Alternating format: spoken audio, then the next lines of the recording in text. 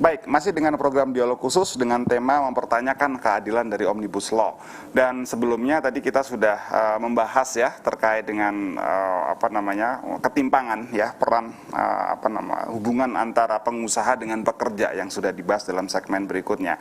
Mungkin saya ingin bertanya dulu nih kepada Pak Reza ya. Jadi sebetulnya kalau kita lihat ya, apa peran negara ya dalam mengatur hubungan antara pengusaha dengan pekerja ini ya menurut Bapak?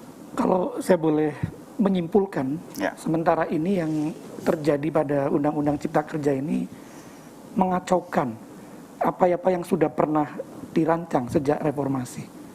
Sangat terlihat di Undang-Undang 13 2003, peran negara cukup besar di sana, sampai kemudian membentuk yang namanya BPJS.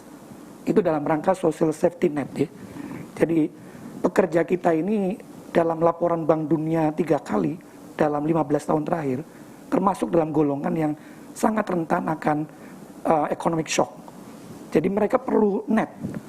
Dan itu undang-undang ini seperti menghilangkan itu.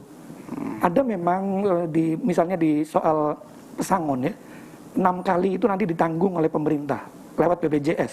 Tapi kita tahu BPJS sekarang kondisinya seperti apa. Akan dibayar dengan apa itu 6 kali itu kalau misalnya nanti ada ini dijalankan aturan ini. Dan lebih spesifik lagi sebetulnya sekarang ini COVID-19, pandemi global ini membuat dislokasi besar-besaran dari yang namanya ketenaga kerjaan ini. Antisipasinya apa? Kita belum melihat pemerintah punya strategi apa untuk ini. Kita belum tahu ya, sekarang minus berapa ekonomi kita ini. Belum tahu tumbuh positifnya kapan. Dan tadi Mas Akbar sudah menjelaskan akan ada banyak pengangguran baru dan undang-undang ini menambah beban lagi. Saya kira. Ya, jadi salah satu yang sering dipermasalahkan juga terkait dengan timing ya. Kenapa harus di saat resesi ya? Mestinya kalau ini bisa ditunda, mungkin bisa berdampak lebih positif. Tapi ketika resesi seperti ini ya, yang paling ditakutkan adalah akan muncul gelombang PHK yang memanfaatkan undang-undang ini ya. Baik, mungkin terkait dengan ketenaga kerjaan ya. Mungkin dari perspektif hukumnya mungkin ya, Pak Idul bisa. Saya kalau Mas Rangga dari perspektif politik hukumnya ya, yang namanya proses pembentukan undang-undang itu kan, yang namanya proses itu kan sangat menentukan hasil. Ya, jadi ada dulu skema yang kita biasa ajarkan di perguruan tinggi itu bahwa proses politik itu akan menentukan karakter produk hukumnya. Jadi kalau kita misalnya bisa lihat di dalam pembahasan RUU Cipta Kerja ini yang dilakukan sudah mulai dari awal tahun kemarin ya, kita melihat kan sebenarnya prosesnya cenderung tertutup. Ya, prosesnya cenderung tertutup, masyarakat disulitkan untuk mengakses draft, kemudian juga masukan-masukan cenderung tidak diterima dengan baik dalam proses legislasi itu, sehingga menyebabkan sebenarnya menjadikan proses pembentukan Undang-Undang Cipta Kerja ini menjadi proses politik yang sangat tidak transparan. Nah, karena tidak transparan, yang seperti saya katakan di awal tadi kan ternyata banyak kelompok-kelompok penekan di belakang itu. Nah, tidak heran ketika misalnya publik sampai pada satu persepsi kesimpulan bahwa RUU Cipta Kerja ini keberpihakannya lebih kepada kepentingan pebisnis daripada kepentingan buruh atau warga negara. Saya kira begitu, Mas. Ya, baik. Ya, mungkin ini karena sudah masuk ke segmen terakhir ya, mungkin kita bicara yang ke depan aja lah ya. Propose solutions kita apa ya? Apa dampak yang akan terjadi kalau ini masih terus akan dipaksakan atau dilanjutkan, dan adakah way out mungkin ya? Dari itu mungkin saya akan tanya dulu kepada Pak Akbar nih ya.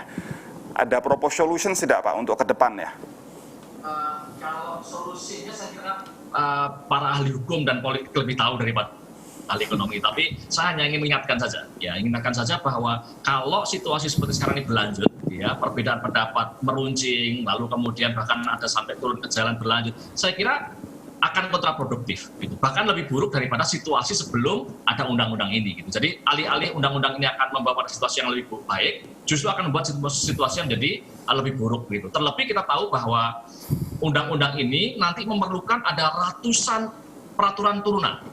gitu ya. Dan itu saya yakin akan butuh sekian tahun untuk menyelesaikannya, gitu ya. Dan di situ nanti juga akan memunculkan perdebatan-perdebatan baru, ya, akan memunculkan rame-rame lagi begitu dan seterusnya, gitu yang mungkin itu justru akan menimbulkan ketidakpastian baru dalam hukum kita, dan kemudian itu justru akan berdampak negatif bagi upaya untuk membangun ekonomi kita di tengah sesudah kita mengalami pandemi COVID-19 ini. Jadi saya memang sangat menyayangkan sih. Jadi sangat menyayangkan bahwa pertimbangan-pertimbangan seperti itu justru diabaikan, dan justru kalau dibiarkan, justru yakin ketimbang memberikan hasil yang lebih bagus, yang terjadi justru akan memperburuk kondisi perekonomian kita.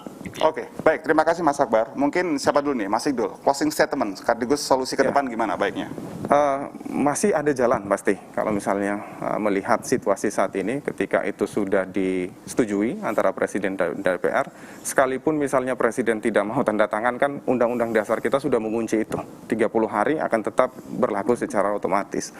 Nah, desakan publik, ya, warga negara, buruh, mahasiswa terhadap Undang-Undang Cipta Kerja kan paling tidak mendorong Presiden untuk mengeluarkan Perpu.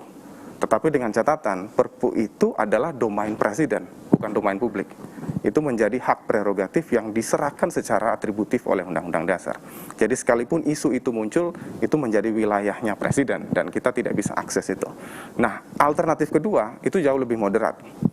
Artinya membuka peluang terjadinya uji materi di Mahkamah Konstitusi. Ya, mau tidak mau, Undang-Undang Dasar kita atau Konstitusi kita sudah menyediakan prosedur formal untuk itu. Sekalipun misalnya hak konstitusional kita terlanggar, maka terbuka pintu untuk mengujinya kepada institusi peradilan, dalam hal ini Mahkamah Konstitusi.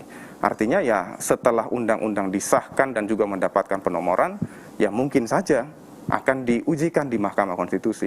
Dan sekali lagi tentu harapannya mudah-mudahan Majelis Hakim, ya, 9 orang Majelis Hakim di Mahkamah Konstitusi dapat melihat kondisi ini secara objektif, baik itu apakah mulai dari prosedur pembentukan undang-undangannya yang dinilai cacat, maupun materi-materi substantifnya yang mempunyai potensi secara real bertentangan dengan Undang-Undang Dasar kita. Saya kira begitu, Mas. Baik, terima kasih Pak Idul. Mungkin Pak Riza, closing statement, singkat saja Pak. Jadi ada peluang selama 30 hari sebelum undang-undang ini otomatis berlaku untuk dialog politik. Jadi dua jalan juga. Dialog itu diinisiasi oleh Presiden sendiri, lewat mungkin kantor staf kepresidenan, membuka sebanyak mungkin pihak untuk terlibat di dalamnya, dengan genuine, dengan apa adanya, taruh di meja semua. Dan pilihan yang kedua, Pak Bambang, Ketua MPR, Ketua MPR bisa saja mengundang pihak-pihak lain untuk berdialog secara terbuka di MPR. Itu gunanya MPR, ya. MPR perlu turun tangan dan menengahi apa-apa yang sekarang sedang diperdebatkan di publik, begitu. Cuman memang yang kedua ini potentially politically sensitive, ya. Karena ada kemungkinan mengarah ke impeachment. Sesuatu yang mungkin sangat dihindari oleh ini. Tapi itu kemungkinan-kemungkinan, ya. Jangan sampai lah, ya. Jangan sampai, ya. Akan lebih ini lagi. Tapi mudah-mudahan acara kita pada hari ini didengar, ya. Jadi mungkin wahai para petinggi negeri yang di sana, ya, terutama yang saya hormati Bapak Presiden Jokowi, Bapak yang memulai, Bapak juga yang bisa mengakhiri. Bapak disumpah di bawah kitab suci. Jadi dengarkanlah suara nurani dan jangan lupakan hisab ilahi. Saya Rangga Almahendra, sekian dari saya. Wassalamualaikum warahmatullahi wabarakatuh.